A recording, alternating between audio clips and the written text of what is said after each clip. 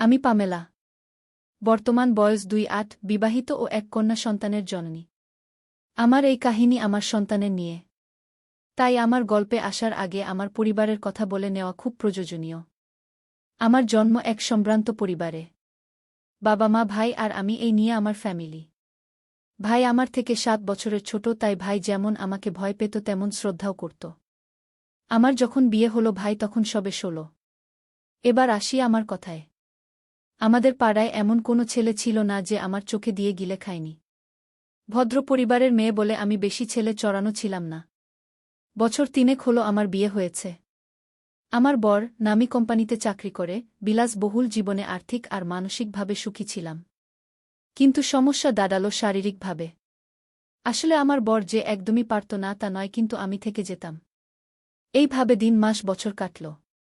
একসময় ক্ষোভে পরিণত হল, যার ফলে রাতের পর রাত আমার বরের সাথে মনোমালিন্য হতে থাকল। এইভাবে আরও কিছু মাস পর আমার মা হওয়ার ইচ্ছা উথলে উঠল।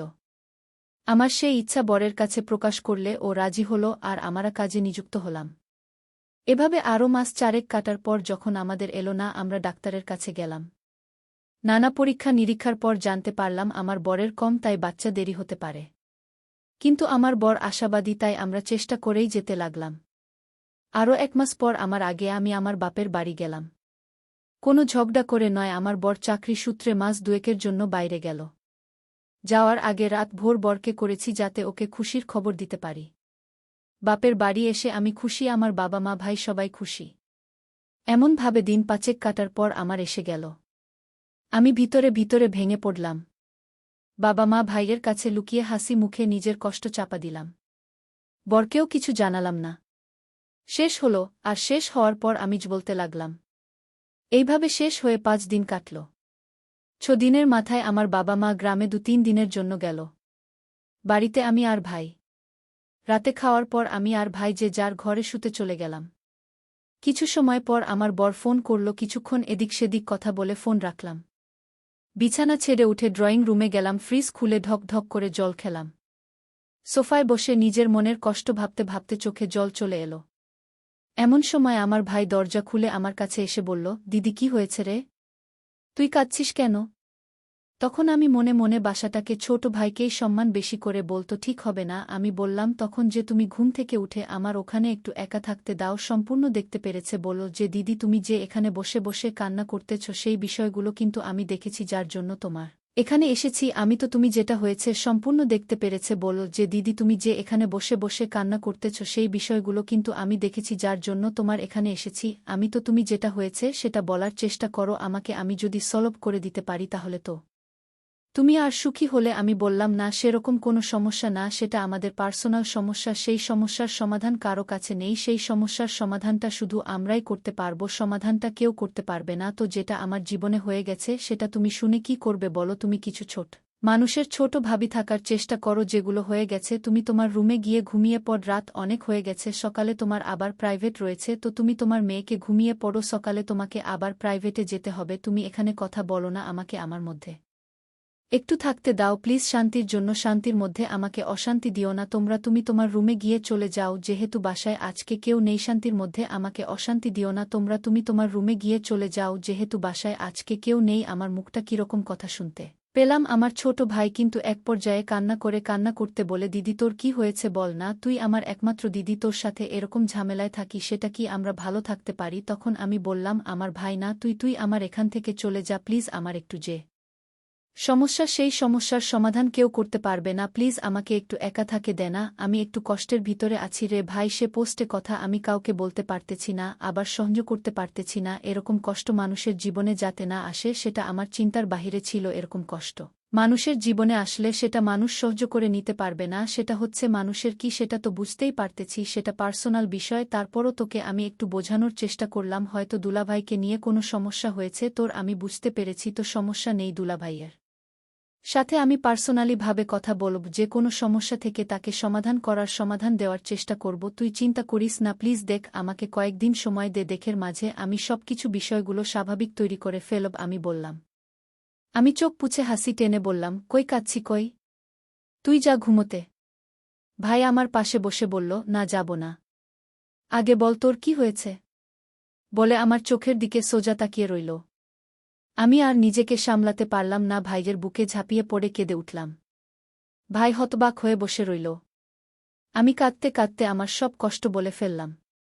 ভাই কি বুঝল জানি না, কিন্তু ওর বুকের হৃদস্পন্দন দ্রুত হল। ভাই আমার হাত রাখল। আমি রাতের পড়েছিলাম যার আর ভিতরে কিছু নেই। ভাই একটা শর্টস পরে। ভাই আমার সান্ত্বনার লাগল। কিন্তু আমি একজন নারী বুঝি, আর ভাইজের হাত যে আমায় সান্ত্বনার স্পর্শে না, বরঞ্চ ওর। কিন্তু পেরিয়ে যাওয়া ভাইজের বুকে একটা কি যেন ভরসা পেলাম, তাই ভাইজের ছোঁয়া আমাকে একটুও দ্বিধাগ্রস্ত করল না। অনেকক্ষণ পর আমার কান্না থামল। আমি ভাইজের থেকে মুখ তুলে ভাইয়ের দিকে চাইলাম। ভাই আমার দিকে চেয়ে আছে, কিন্তু একে এত আমার চেনা ভাই নয়। এ এক অন্য ভাই। আমার গালের দুপাশ থেকে আমরা চোখের জল পুছিয়ে আমার চোখের দিকে চেয়ে রইল। চোখের এই ভাষা আমার খুব চেনা, কিন্তু আমি যে নারী আমারও তো মন আছে আর আছে। তাই অচেনা ভাইয়ের এই আবেদন আমি সরিয়ে ওকে দিয়ে বলতে পারতাম, না, এসব আমি পারব না। তুই আমার নিজের মায়ের পেটের ভাই। আমি এই পাপ করতে পারব না। তুই আমার ভাই, তোর সাথে চাইলে আমি এসব মনে বিষয় কাদের সাথে লিপ্ত হতে পারব না। কারণ যেহেতু এগুলো বিষয়গুলো জানাজানি হয়ে যায়, আমি এমনি আছি কষ্টের ভিতর। এই কষ্টের ভিতরে কিন্তু আমি আরও অনেক কষ্ট পাব, তখন আমার ভাগ্যদে থাকে না এরকম কোনো কিছু, জানবে না কেউ তো তোমার। যেহেতু এরকম কষ্ট, সে কষ্টটা দূর করার জন্যই তো আমি তোমাকে এই গাছের সাথে লিপ্ত হতে বলতেছি। আর এখন একটু পাপ করলে কোনো কিছুই হবে না তো। যেহেতু তোমার এই জীবন, আমি তোমার হিস্টোরি জেন বুঝতে পারলাম তোমার জীবনে খুব কষ্টের মধ্যে দিয়ে যাচ্ছে। আমি চাই না আমি ভাই হিসেবে তোমার জীবনটা এতটা কষ্টের মধ্যে দিয়ে যেতে থাক। আমি তোমাকে কি কষ্ট থেকে মুক্তি পেতেই আমি তোমার সাথে রকমের কষ্ট হোক না কেন, সেই কষ্ট আমি মাথা বেঁধে নিতে পারবে। আমি ভাইকে হেসে বললাম, আর শেষ করার কি বাকি রেখেছিস? যদি বাকি কিছু থেকে থাকে তোদের সব শেষ করে আমি তৈরি, শুধুমাত্র তোমার সুখের আশায়। আমি বললাম যে সেটা ঠিক আছে, কিন্তু এই বিষয়ের সাথে লিখতে হওয়াটা কি আজ আমাদের ঠিক হবে? তোকে আমি আমার বিস্তারিত অসুখের দুঃখের কথা বললাম, আর তুই আমার সাথে এরকম একটা সুযোগ, সেরকম সুযোগ নেওয়াটা কিন্তু ঠিক না। কিন্তু কি করব, আমার মনের ভিতরে তো একটা বিভিন্ন রকমের আশা কাজ করতে থাকে। আমার বরের বাড়ি থেকে ওই রকম কোনো ভালোবাসা পাইনি। জীবনটা আমার তছনছ হয়ে যাচ্ছে সম্পূর্ণ। ভাবতে ভাবতে কি করব বুঝে উঠতে পারতেছি না।